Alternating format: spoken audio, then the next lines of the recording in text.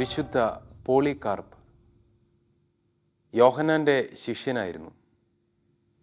സഭയുടെ ചരിത്രം ഇങ്ങനെയാണ്. അപ്പസ്തോലന്മാരുടെ കാലഘട്ടം കഴിഞ്ഞാൽ അപ്പസ്തോലന്മാരുടെ നേരിട്ടുള്ള ശിഷ്യന്മാർ സഭയുടെ പിതാക്കന്മാരാകുന്നു. അവരെ അപ്പസ്തോലിക പിതാക്കന്മാരെന്നും ആദ്യത്തെ 2 നൂറ്റാണ്ടുകൾ, പിന്നീടുള്ള 7 നൂറ്റാണ്ടുകൾ സഭാപിതാക്കന്മാരുടെ കാലമാണ്. ഈ അപ്പസ്തോലിക പിതാക്കന്മാരായി അറിയപ്പെടുന്നവരിൽ പ്രമുഖനായ ഒരു പിതാവാണ് വിശുദ്ധ പോളികാർപ്പ്.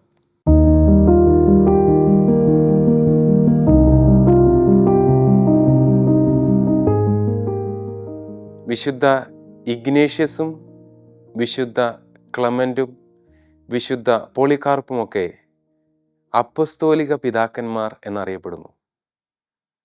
യോഹന്നാൻ സ്മിർണയിൽ, പ്രത്യേകിച്ച് എഫെസോസിൽ യോഹന്നാൻ പരിശുദ്ധ അമ്മയെ കൊണ്ടുവന്ന് താമസിപ്പിച്ചു. തുർക്കിയുടെ മണ്ണിൽ വിശ്വാസത്തിൻ്റെ ഈറ്റില്ലമായിരുന്ന ഈ സ്ഥലത്ത് സഭയുടെ അപ്പസ്തോലന്മാർ വിശ്വാസം ജനങ്ങൾക്കായി പങ്കുവച്ചു. വിശുദ്ധ പൗലോസ്ലിഹായും വിശുദ്ധ പത്രോസ്ലിഹായും ഒക്കെ വചനം പറഞ്ഞ മണ്ണാണ്.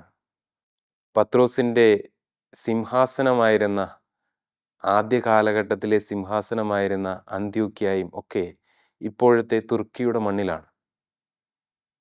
അവിടെ വിശ്വാസത്തിന് ഏറ്റവും വലിയ സാക്ഷ്യം വഹിച്ച സഭാപിതാവിൽ ഒരാളാണ് വിശുദ്ധ പോളികാർപ്പ്.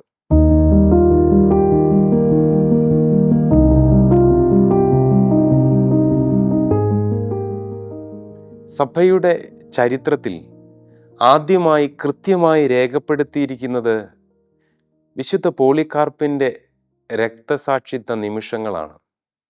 ആദ്യമായി ഇത്ര കൃത്യമായി അടയാളപ്പെടുത്തിയിരിക്കുന്ന വിശുദ്ധ പോളികാർപ്പിൻ്റെ ഈ അന്ത്യരംഗങ്ങൾ പിൽക്കാലത്തെ സഭയ്ക്ക് ഭയങ്കര ബലമായി തീർന്നു. യോഹന്നാൻ്റെ ശിഷ്യനായ പോളികാർപ്പിൻ്റെ ശിഷ്യൻ ഇരേണിവൂസ്, അദ്ദേഹമാണ് തിരുസഭയ്ക്ക് കൃത്യമായ അപ്പസ്തോലിക പ്രബോധനങ്ങൾ നൽകുക. പിൽക്കാലത്ത് നടന്ന സഭയുടെ സൂനകദോസുകൾ, സഭയുടെ ചർച്ചകളൊക്കെയും ഈ സഭാപിതാക്കന്മാർ പറഞ്ഞിട്ടുള്ള കാര്യങ്ങളെ മുൻനിർത്തിയാണ്. കാരണം വിശുദ്ധ പോളികാർപ്പ് പലപ്പോഴും സ്വന്തമായി ഒന്നും പറയുകയോ എഴുതുകയോ അധികമായി ചെയ്തിട്ടില്ലെങ്കിലും വിശുദ്ധ യോഹന്നാൻ ശ്ലീഹായുടെ ശിഷ്യൻ എന്ന നിലയിൽ അദ്ദേഹത്തിൽ നിന്ന് നേരിട്ട് കേട്ട കാര്യങ്ങൾ സഭയ്ക്ക് വേണ്ടി അടയാളപ്പെടുത്തിയിട്ടുള്ള ആളാണ്. വെളിപാടിൻ്റെ പുസ്തകത്തിൽ ഈ സ്മിർണയുടെ പേര് എടുത്തു പറയുന്നുണ്ട്. കാരണം പീഡിപ്പിക്കപ്പെട്ട സഭയിലെ അംഗങ്ങളായിരുന്നു.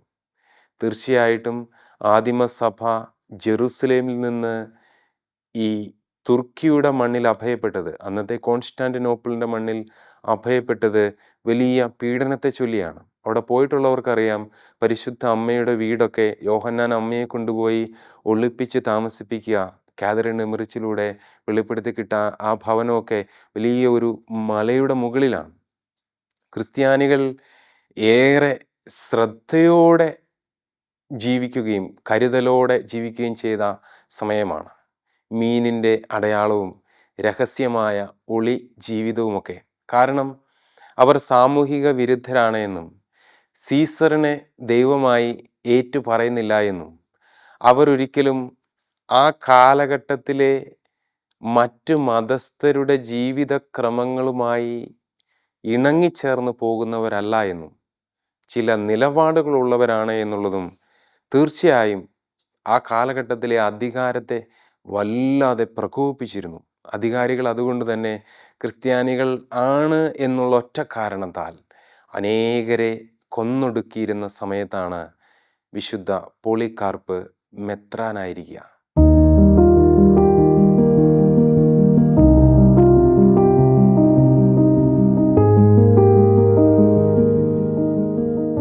അദ്ദേഹത്തിൻ്റെ അന്ത്യനിമിഷങ്ങൾ ഏറെ ശ്രദ്ധേയമാണ്. നീണ്ട 80 വർഷക്കാലം ക്രിസ്തുവിനായി സേവനം ചെയ്തതിന് ശേഷം സ്മിർണയിലെ മെത്രാനായ പോളികാർപ്പിനെ പിടിക്കുവാൻ ഇരുളിൻ്റെ മറ പിടിച്ച് പട്ടാളക്കാർ വരിക. രാത്രി അദ്ദേഹത്തിനോട് പലതവണ മാറി താമസിക്കുവാനുള്ള മുൻകരുതലുകളൊക്കെ അവിടുത്തെ വിശ്വാസ സമൂഹം നൽകുന്നുണ്ട്. അദ്ദേഹം അങ്ങനെ അങ്ങ് ഒളിച്ചോടാൻ തയ്യാറായിരുന്നില്ല. ഈ പട്ടാളക്കാർ അദ്ദേഹത്തിൻ്റെ വസതിയിൽ വരുമ്പോൾ അദ്ദേഹം മേൽത്തട്ടിലാണ്. അദ്ദേഹം ശാന്തനായി ഇറങ്ങി വന്ന് കൃത്യമായ അറിവുണ്ട്. കാരണം പലതവണ അദ്ദേഹത്തോട് ആവശ്യപ്പെട്ടതാണ് സീസറിൻ്റെ വലിയ ആരോഗ്യത്തെ പ്രതി, for the good health of Caesar, സീസറിന് വേണ്ടി ധൂപാർച്ചന നടത്തുവാനും സീസർ ദൈവമാണ് എന്ന് പ്രഖ്യാപിക്കാനുമൊക്കെ ആവശ്യപ്പെടുന്ന രംഗങ്ങൾ ഇതിനു മുമ്പുണ്ട്. എന്നാൽ അദ്ദേഹം അതെല്ലാം നിരസിച്ചിരിക്കുമ്പോൾ എപ്പോൾ വേണമെങ്കിലും ഇങ്ങനെ ഒരു വരവ് പ്രതീക്ഷിക്കാവുന്നതേ ഉള്ളൂ. അപ്പോൾ ഈ പട്ടാളക്കാർ കൃത്യമായി വിശുദ്ധ പോളികാർപ്പിൻ്റെ വസതിയിലേക്ക് കടന്നു വരുന്നു. അവിടെ വെച്ച് അദ്ദേഹം മേൽത്തട്ടിൽ നിന്ന് താഴേക്ക് ഇറങ്ങി വന്ന് ഈ പട്ടാളക്കാരോട് ഏറെ ഹൃദ്യമായി പറയുന്ന ഒരു കാര്യം, നിങ്ങൾ എന്തെങ്കിലും ഭക്ഷണം കഴിക്കുക, എനിക്ക് 1 മണിക്കൂർ സമയം വേണം. അദ്ദേഹം 2 മണിക്കൂറിലേറെ സമയം മുട്ടിന്മേൽ നിന്ന് കരങ്ങൾ ഉയർത്തിപ്പിടിച്ച് പ്രാർത്ഥിച്ചു എന്നാണ് പറയുക. ഒരു സഭാപിതാവിൻ്റെ ഏറ്റവും വലിയ ധർമ്മം എന്ന് പറയുക അദ്ദേഹത്തെ ഭരമേൽപ്പിച്ച വിശ്വാസ സമൂഹത്തിനു വേണ്ടി കർത്താവിൻ്റെ മുമ്പിൽ കരമുയർത്തി പ്രാർത്ഥിക്കുക എന്നുള്ളതാണ് എന്ന് വിശുദ്ധ പോളികാർപ്പിന് നല്ല നിശ്ചയമുണ്ടായിരുന്നു. അദ്ദേഹം ഇങ്ങനെ കരങ്ങൾ ഉയർത്തി പ്രാർത്ഥിച്ചു, കർത്താവേ, നീ എന്നെ ഭരമേൽപ്പിച്ച് ഈ ജനത്തെ കഴിഞ്ഞ കാലങ്ങളിൽ ഒരു അജപാലകൻ എന്നുള്ള നിലയിൽ ഞാൻ വഴി നടത്തിയതിലുണ്ടായ കുറവുകൾ നീ എന്നോട് ക്ഷമിക്കണമേ. ഈ ജനത്തിൻ്റെ മേൽ കരുണയായിരിക്കണമേ. ഇവരെ അങ്ങ് അനുഗ്രഹിക്കണമേ. അങ്ങനെ ജനത്തിനു വേണ്ടിയും തിരുസഭയ്ക്ക് വേണ്ടിയും അദ്ദേഹത്തെ അജപാലന ദൗത്യമേൽപ്പിച്ചുകൊണ്ട് അദ്ദേഹത്തിൻ്റെ സംരക്ഷണയിലായിരിക്കുന്ന എല്ലാ ആത്മാക്കളെയും ദൈവത്തിൻ്റെ കരങ്ങളിൽ സമർപ്പിച്ചുകൊണ്ട് കൊല്ലപ്പെടാൻ പോകുന്ന കുഞ്ഞാടിനെ പോലെ പ്രൗഢഗംഭീരമായി അദ്ദേഹം ഈ പട്ടാളക്കാരുടെ കൂടെ നടക്കുകയാണ്. അദ്ദേഹത്തിൻ്റെ പീഡന സമയം അടുത്തു വരുന്നു. ചിത കൂട്ടിയിരിക്കുന്നു. അദ്ദേഹത്തെ ഇപ്പോൾ തന്നെ വലിയ അഗ്നിയുടെ നടുവിലേക്ക് കയറ്റി നിർത്താൻ പോവുകയാണ്. പോകുന്ന വഴിയിൽ പട്ടാളക്കാരിൽ ഒരാൾ ഇങ്ങനെ ചോദിച്ചു, ഈ വയസ്സാം കാലത്ത് കിളവ, നിങ്ങളെ കൊല്ലേണ്ട ആവശ്യമൊന്നും ഞങ്ങൾക്കില്ല. നിങ്ങളൊന്ന് പറഞ്ഞാൽ മതി സീസറാണ് ദൈവമെന്നും അദ്ദേഹത്തെ ഒന്ന് വണങ്ങുകയും ചെയ്താൽ മതി. നിങ്ങളെ ഞങ്ങൾ വെറുതെ വിടാം. നിങ്ങളെ കൊല്ലുന്നതിൽ ഞങ്ങൾക്ക് വലിയ താല്പര്യമില്ല. ഇതിനൊരു കാരണമുണ്ട്. ഈ പോളികാർപ്പിനെ വ്യക്തിപരമായി അറിയാവുന്ന പട്ടാളക്കാർ പോലും ആ കൂട്ടത്തിലുണ്ട്. ഇവരെല്ലാം ഒരു സമൂഹത്തിൽ ജീവിക്കുന്നവരാണ് എന്ന് നമ്മൾ മനസ്സിലാക്കണം. അപ്പോൾ പോളികാർപ്പ് തിരിച്ചു ചോദിക്കുന്ന പ്രശസ്തമായ ചോദ്യമുണ്ട്. 80 വർഷക്കാലം ഞാൻ എൻ്റെ രാജാവിന് സേവനം ചെയ്തു. അവൻ എനിക്ക് ഒരു ദ്രോഹവും ചെയ്തിട്ടില്ല, ഇന്നുവരെ ചെയ്തിട്ടില്ല. പിന്നെ ഞാൻ എങ്ങനെ അവനെ തള്ളിപ്പറയും? നിങ്ങൾ ഞാൻ ആരാണ് എന്ന് മനസ്സിലാക്കിയിട്ടും എന്നോട് ഇത് ആവശ്യപ്പെടുകയും നിങ്ങൾ അഭിനയിക്കുകയും ചെയ്യുമ്പോൾ ഞാൻ വ്യക്തമായി പറയുന്നു, ഞാനൊരു ക്രിസ്ത്യാനിയാണ്.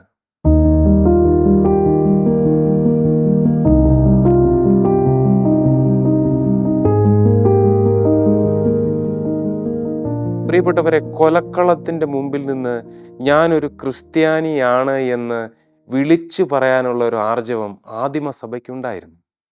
വിശുദ്ധ ഇരണീവൂസ്, പോളികാർപ്പിൻ്റെ ശിഷ്യനായ വിശുദ്ധ ഇരണീവൂസിൻ്റെ ശരീരത്തിലെ ഓരോ ഭാഗങ്ങളും കൈകാലുകളും എല്ലാം ഛേദിക്കപ്പെടുന്ന സമയത്തും വിശ്വാസ സമൂഹം നിലവിളിച്ച് ഈ ബിഷപ്പിനോട് പറയുന്നുണ്ട്, ഇരണീവൂസിനോട്, കുറച്ച് സമയത്തേക്ക് ഒന്ന് തള്ളി പറഞ്ഞതുകൊണ്ട് ഒന്നും സംഭവിക്കാൻ പോകുന്നില്ല, ജീവൻ രക്ഷിക്കാൻ വേണ്ടിയല്ലേ.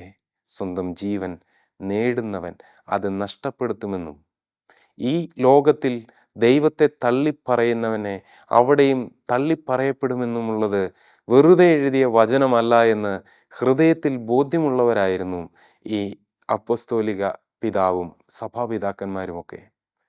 അനവധി സഭാപിതാക്കന്മാരെ നൽകിയ ഈ മണ്ണ്, കോൺസ്റ്റാന്റിനോപ്പിൾ, തുർക്കിയുടെ മണ്ണ്. അവിടെ ഇദ്ദേഹം രക്തസാക്ഷിയാകാൻ മുന്നോട്ട് നിൽക്കുകയാണ്. അദ്ദേഹത്തിന് സാധാരണഗതിയിൽ കൈകാലുകൾ ഇങ്ങനെ ആണിയടിച്ച് ബന്ധിച്ച് അല്ലെങ്കിൽ ഒരു മരത്തിൽ ഇങ്ങനെ കെട്ടി, കാരണം തീയിലേക്ക് എടുത്തു വെക്കുമ്പോൾ ഈ വേദന കാരണം ഓടി അങ്ങോട്ടും ഇങ്ങോട്ടും അലങ്കോലമാകാതിരിക്കാൻ വേണ്ടി ഇങ്ങനെ കൈകാലുകൾ ബന്ധിക്കുന്ന ഒരു പതിവുണ്ട്. പട്ടാളക്കാർ അദ്ദേഹത്തെ ബന്ധിക്കാനായി മുന്നോട്ട് വന്നപ്പോൾ പറഞ്ഞു, എനിക്ക് ഈ തീ സഹിക്കാവുന്നതേ ഉള്ളൂ. നിന്നെ തീയിലെറിയുമെന്നും പറഞ്ഞ് അവർ ഭീഷണിപ്പെടുത്തിയപ്പോൾ 1 മണിക്കൂർ നേരത്തെ തീയെ ഞാൻ ഭയപ്പെടണമോ, അതോ നിത്യ നരകാഗ്നിയിലെ കെടാത്ത തീയെ ഞാൻ ഭയപ്പെടണമോ? അദ്ദേഹം പറഞ്ഞു, എനിക്ക് നിങ്ങൾ ഈ കെട്ടുന്ന കെട്ടിൻ്റെ ഒന്നും ആവശ്യമില്ല. എനിക്ക് താങ്ങാവുന്നതേ ഉള്ളൂ ഈ ക്ഷണിക നേരത്തെ ഈ വേദന. അദ്ദേഹം ഒരു ധീരനായി ഈ അഗ്നിയിലേക്ക് നടന്നെടുക്കുകയാണ്.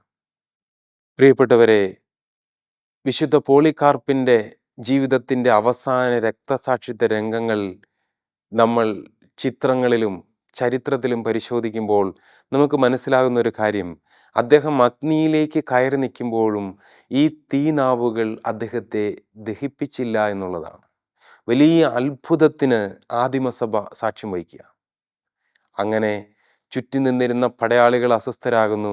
ഏറെ നേരം ഈ തീക്കകത്ത് നിന്നിട്ടും അദ്ദേഹത്തിൻ്റെ ശരീരത്തിനൊന്നും സംഭവിക്കുന്നില്ല.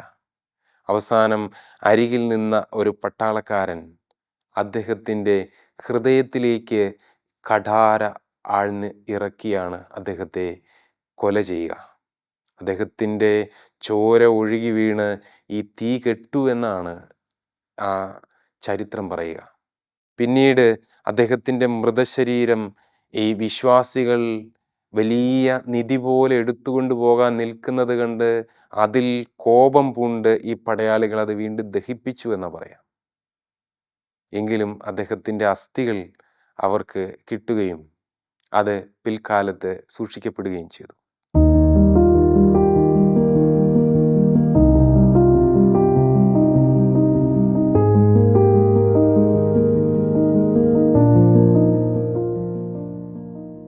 വിശുദ്ധ പോളികാർപ്പ് തിരുസഭയുടെ അധികാരിയായിരുന്ന കാലത്ത്, അവിടുത്തെ മെത്രാനായിരുന്ന കാലത്ത് അദ്ദേഹം ഒരുപാട് കാര്യങ്ങൾ സഭയെ പഠിപ്പിച്ചു.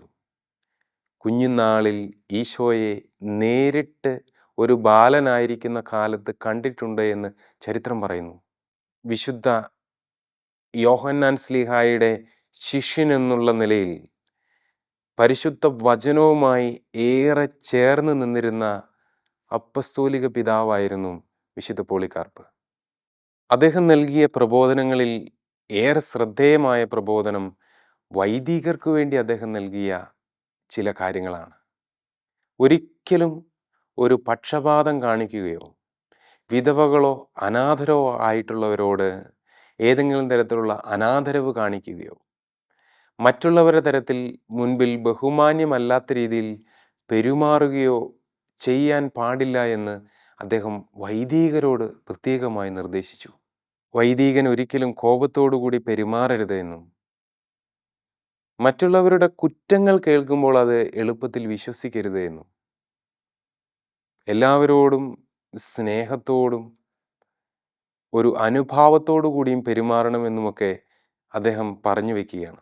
കാരണം ക്രിസ്തുവിൻ്റെ പ്രതിരൂപങ്ങളായി മറ്റൊരു ക്രിസ്തുവായി ജീവിക്കുമ്പോൾ സ്നേഹത്തിൻ്റെ വചനം എഴുതി വെച്ചു പോയ യോഹന്നാൻ്റെ ശിഷ്യൻ കർത്താവിൻ്റെ വക്ഷസിൽ ചാരിക്കിടന്ന കഥ തീർച്ചയായും യോഹന്നാൻ പോളികാർപ്പിനോട് കർത്താവിൻ്റെ സ്നേഹവും കരുതലും ഈശോ എങ്ങനെയാണ് എന്നും ഈശോയെപ്പോലെ ആകാനല്ല, ഈശോ ആകാനാണ് ഓരോ വൈദികനും വിളിക്കപ്പെട്ടിരിക്കുന്നത് എന്നും എത്ര വ്യക്തമായി പറഞ്ഞു കൊടുത്തതുകൊണ്ടായിരിക്കണം അദ്ദേഹം വൈദികർക്ക് വേണ്ടി തന്നെ പ്രത്യേകമായ പ്രബോധനങ്ങൾ എഴുതിയത്.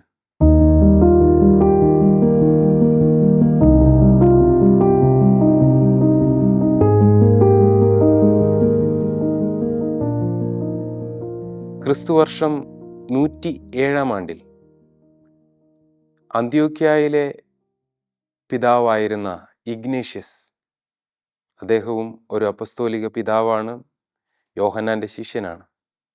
അദ്ദേഹം അന്ത്യോക്യായിൽ നിന്ന് റോമിലേക്കുള്ള യാത്രയിൽ വിശുദ്ധ പോളികാർപ്പിനെ സന്ദർശിക്കുന്നുണ്ട്. അദ്ദേഹം അതിനുശേഷം റോമിൽ പോയി രക്തസാക്ഷിത്വം വരിക്കുകയാണ് ചെയ്തത്. ഈ അപ്പസ്തോലിക പിതാക്കന്മാരുടെ കൂടിക്കാഴ്ചയിൽ മുതിർന്ന പിതാവ് ഇളയ പിതാവിന് നൽകുന്ന വലിയ ഉപദേശങ്ങളുണ്ട്. അത് സഭയിൽ ഇപ്പോഴും വലിയ നിധിയായി സൂക്ഷിക്കപ്പെട്ടിട്ടുള്ള ഉപദേശങ്ങളാണ്. ഇതൊന്നും കാലഹരണപ്പെട്ടു പോയിട്ടുള്ള കാര്യങ്ങളല്ല. ഇതിനൊക്കെ പുനർവായന ആവശ്യമുണ്ട്. നമ്മുടെ സഭ എങ്ങനെ ആരംഭിച്ചോ, എന്തായിരുന്നു ആ സഭയുടെ മൂല്യങ്ങൾ, എങ്ങനെയായിരുന്നു വൈദികരായിരിക്കേണ്ടത്, എങ്ങനെയാണ് സമർപ്പിത ജീവിതം, എങ്ങനെയാണ് പിതാക്കന്മാർ പെരുമാറേണ്ടത്, ഇതൊക്കെ നമ്മളുടെ അപ്പസ്തോലന്മാർ കൃത്യമായി പറഞ്ഞ കാര്യങ്ങൾ ഈ അപ്പസ്തോലിക പിതാക്കന്മാർ എഴുതി വയ്ക്കുകയും പറയുകയും അവരുടെ പ്രഭാഷണങ്ങളും നമുക്ക് ഇപ്പോഴും ലഭ്യമാണ്. വിശുദ്ധ ഇഗ്നേഷ്യസ് പോളികാർപ്പിന് എഴുതിയ കത്ത് പാസ്റ്ററൽ ഡ്യൂട്ടീസ് എന്ന പേരിലാണ് അറിയപ്പെടുക. അജപാലന ദൗത്യങ്ങൾ, എങ്ങനെയാണ് അജപാലന രംഗത്ത് പെരുമാറേണ്ടത് എന്നുള്ളത്. അപ്പസ്തോലന്മാരുടെ ആ ഒരു തീഷ്ണത അപ്പസ്തോലിക സഭയിൽ എപ്പോഴും ഉണ്ടായിരിക്കുക തന്നെ വേണം.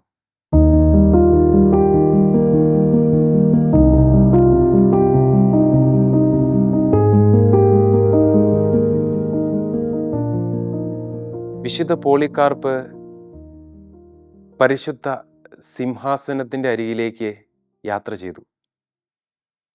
പരിശുദ്ധ പിതാവ് അനീസീറ്റസിനെ കാണുവാൻ വേണ്ടിയാണത്.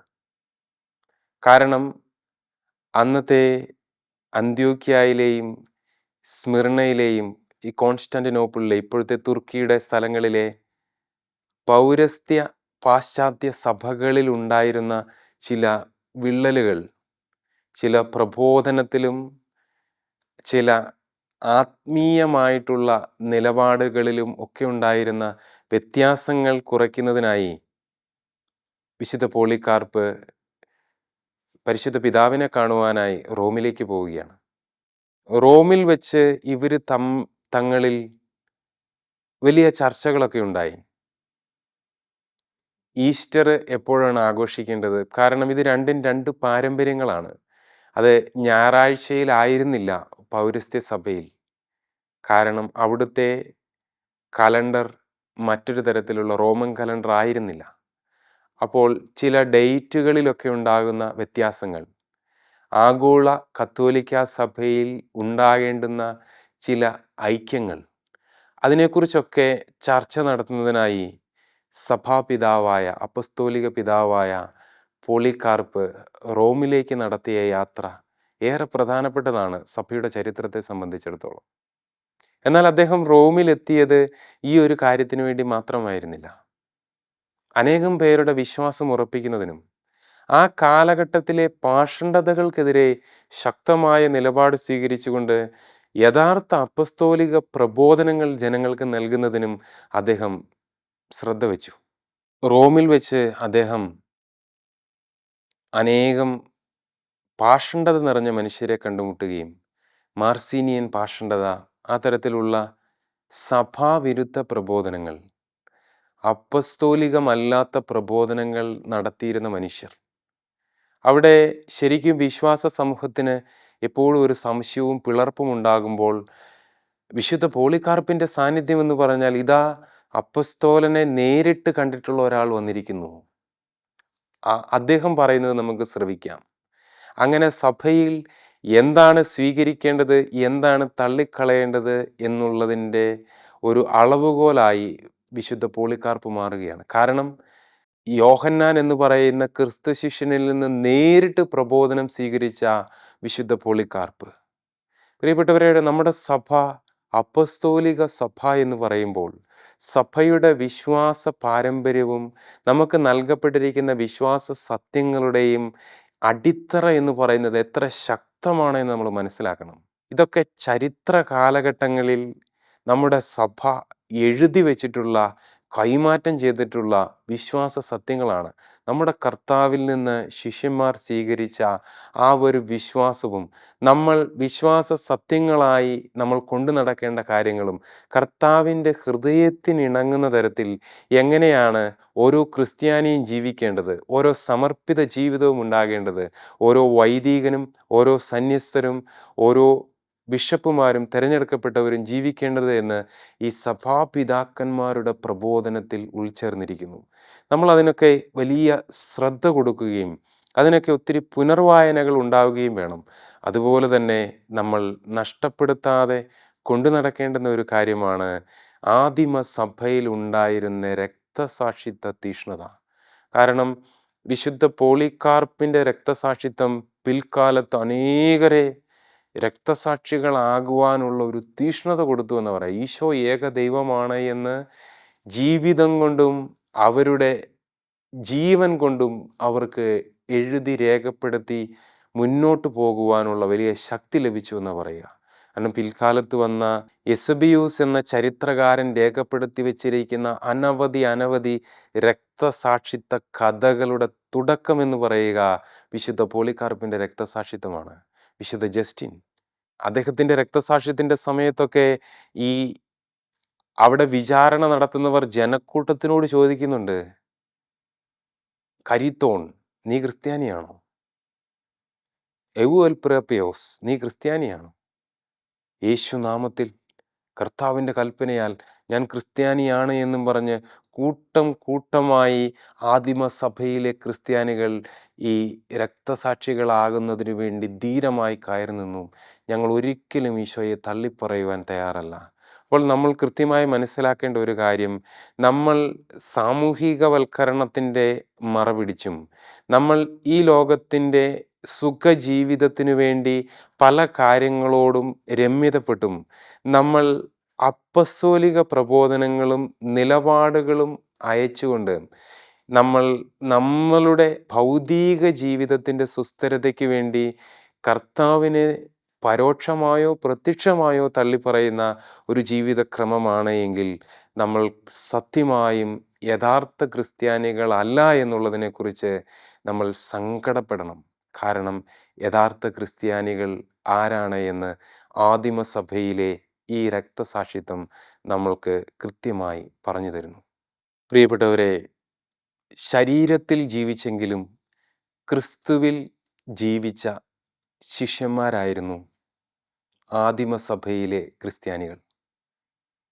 അപ്പസ്തോലിക പിതാവായ വിശുദ്ധ പോളികാർപ്പ്, അദ്ദേഹത്തിന് മരണം നേട്ടമായിരുന്നുവെന്ന് മരണസമയത്ത് അദ്ദേഹം കാണിച്ചു കൊടുത്തു. നമ്മൾ എന്തായാലും ഈ ഭൂമിയിൽ നിന്ന് യാത്രയാകണം. ആ സമയം നമ്മളുടെ ബലക്കുറവിൻ്റെ സമയമാകരുത്. ആ സമയം നമ്മൾ വല്ലാതെ അടിഞ്ഞു പോകുന്ന സമയമാകരുത്. ആ സമയം നമ്മൾ ഏറെ സങ്കടപ്പെടുന്ന സമയമാകരുത്. കാരണം ജീവിച്ചത് ക്രിസ്തുവിലാണ് എങ്കിൽ തീർച്ചയായും മരണം നമുക്കൊരു നേട്ടമായിരിക്കും. നമുക്ക് വിശുദ്ധ പോളികാർപ്പിൻ്റെ മാധ്യസ്ഥം യാചിച്ചുകൊണ്ട് പ്രാർത്ഥിക്കാം. യഥാർത്ഥ ക്രിസ്ത്യാനിയായി ജീവിച്ച് ക്രിസ്തുവിന് സാക്ഷ്യം വഹിച്ചുകൊണ്ട് ജീവിതം ക്രിസ്തുവിലായി മുന്നോട്ട് പോകുവാനുള്ള ഒരു കൃപ കർത്താവിൻ്റെ വലിയ ദാസനായ വിശുദ്ധ പോളികാർപ്പെ ഞങ്ങളുടെ ഈ കാലഘട്ടത്തിലെ സഭയ്ക്കും നൽകണമേ.